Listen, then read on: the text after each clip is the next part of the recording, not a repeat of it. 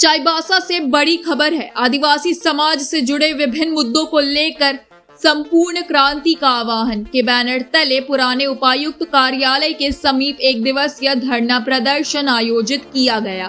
प्रदर्शनकारियों ने अपनी विभिन्न मांगों को लेकर जिला प्रशासन के माध्यम से राज्यपाल को ज्ञापन भेजा। धरना प्रदर्शन का नेतृत्व मुख्य संयोजक रेयांश सामड़ ने किया। इस दौरान बड़ी संख्या में लोग शामिल हुए और जल, जंगल, जमीन, रोजगार, स्वास्थ्य तथा संवैधानिक अधिकारों से जुड़े मुद्दों पर अपनी आवाज बुलंद की। प्रदर्शनकारियों ने मांग पत्र में कहा कि राज्य में आदिवासी नेतृत्व होने के बावजूद जल, जंगल, जमीन, बेरोजगारी, स्वास्थ्य सेवाओं और संवैधानिक अधिकारों से जुड़े कई मुद्दों का समाधान नहीं हो पाया है। उन्होंने CNT-SPT एक्ट और वन अधिकार अधिनियम यानी FRA का प्रभावी ढंग से पालन सुनिश्चित करने की मांग की।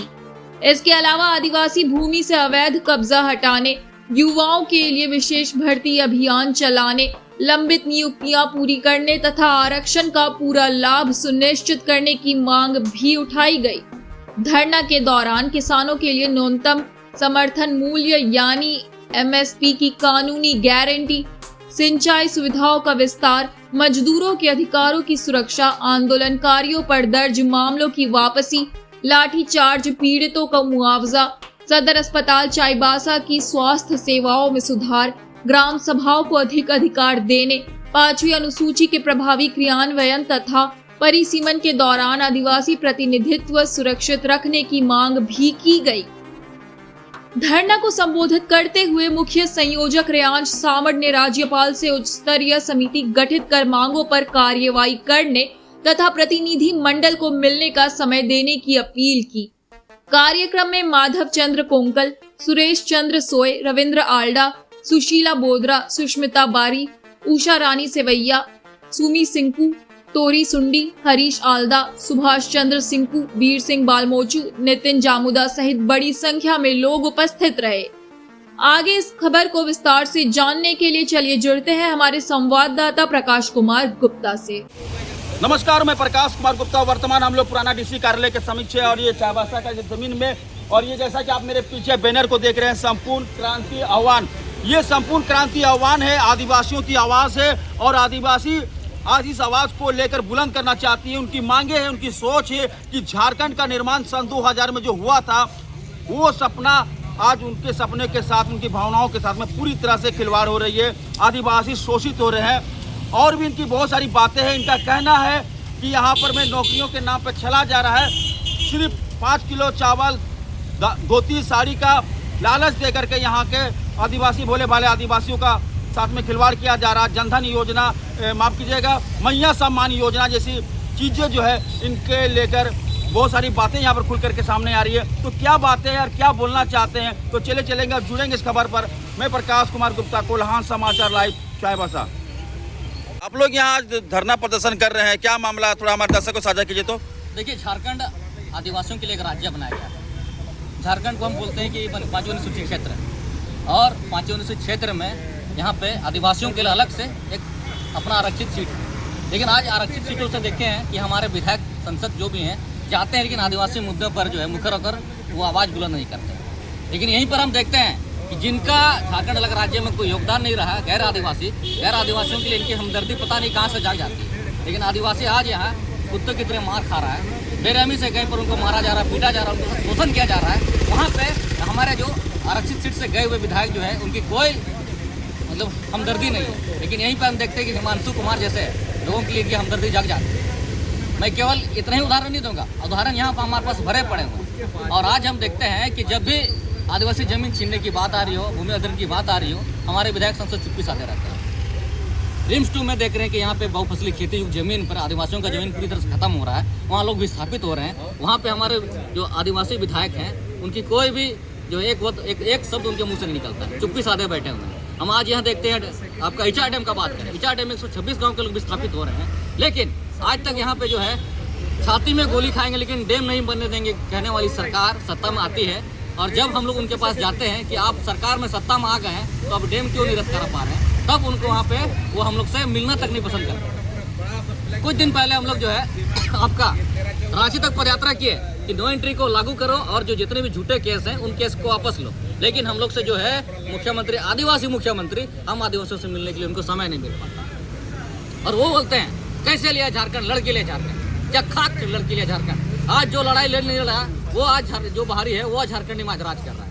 आज देखते हैं मुख्यमंत्री का आमने सामने पांडे, दुबे और चौरसिया जैसे लोग जो है काबिज हैं, जिस वजह से जो है आप उसके आसपास भटक नहीं सकते। मैं बात करूँ यहाँ के पश्चिम सिंहभूम जिले के मंत्री के पास आज यहाँ बंदरजी साहब के सामने आप देखेंगे कोई आदिवासी में भटक नहीं पा रहा है, जिस वजह से जो है आदिवासी अपनी समस्या जो है मंत्री तक पहुँचा नहीं पा रहा है। तो क्या अबोध इसमें अबोराज का नारा तो यहीं पे आप गलत साबित हो गए।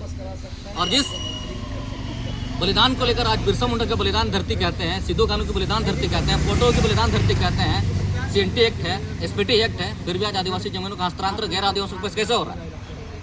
फॉरेस्ट एक्ट जैसे कानून बने हुए हैं, उसके बावजूद जो है यहाँ पे अडानी, अंबानी और वेदांता, टाटा और उमटा को जो है धड़ल्ले से जो है उनको खनिज दे दिया जाता है। लेकिन अगर यहीं पे अजय बड़ा के लोग अगर सड़क की मांग करते हैं 5 किलोमीटर का, तो बोलते हैं कि फॉरेस्ट क्लियरेंस नहीं दे रहा है। कैसा हम बोलते हैं आदिवासी राज्य, लेकिन ये तो गैर आदिवासी राज्य हो गया। इससे अच्छा राज्य तो जब हम लोग बिहार से अविभाजित थे तब वहाँ पे आदिवासी को शोषण कम होता था। आज यहाँ पे अपनी सरकार होने के बावजूद जो है शोषण और दमनकारी चरम पर है। अल्पना महली की बात करें, अल्पना महली के लिए जब आवाज उठाते हैं दिनकर कश्यप जैसे लोग तो उनको जेल में डाल दिया जाता है। लेकिन यहीं पे अगर यहाँ पे हिमांशु कुमार जब उनका बार में पी कर जब उनको मार दिया जाता है तो उनकी पत्नी को सरकारी नौकरी दिया जाता है। आगे आपकी रणनीति क्या है? आगे रणनीति कि हम लोग गांव-गांव तक पूरे जन तक जाएंगे, इस क्रांति को आगे लेकर जाएंगे और 2029 में बदलाव का बिंगुल फूलेंगे। आपका परिचय? मेरा नाम रेहान समट और आज के इस संपूर्ण क्रांति का आह्वान का मुख्य संगठन। क्या मामला आप लोग यहाँ पर में धरना प्रदर्शन कर रहे हैं? सबसे पहले तो आपके तमाम जो न्यूज़ चैनल के दर्शक हैं संपूर्ण क्रांति के बैनर तले सभी को लोग धन्यवाद देना चाहते हैं। और हमारे बैनर में आप लोगों ने देखा होगा संपूर्ण क्रांति का आह्वान। तो संपूर्ण क्रांति आप लोगों को याद होना चाहिए कि जब देश के अंदर में इंदिरा गांधी का शासन था और शासन सत्ता में भ्रष्टाचार चरम पर था, बेरोजगारी चरम पर था, अराजकता था, तब जो है जेपी नारायण जो कि 72 वर्ष के बुजुर्ग व्यक्ति जिन्होंने भ्रष्टाचार की व्यवस्था को, बेरोजगारी के इस आलम में आवाज़ को बुलंद किया और शासन सत्ता को बदल करके रख दिया। उसी प्रकार आज झारखंड राज्य बने इन 26 सालों में आप देखिएगा कि आज जो है नौकरियां पास करने से नहीं मिलती, नौकरियां खरीदने से मिलती है।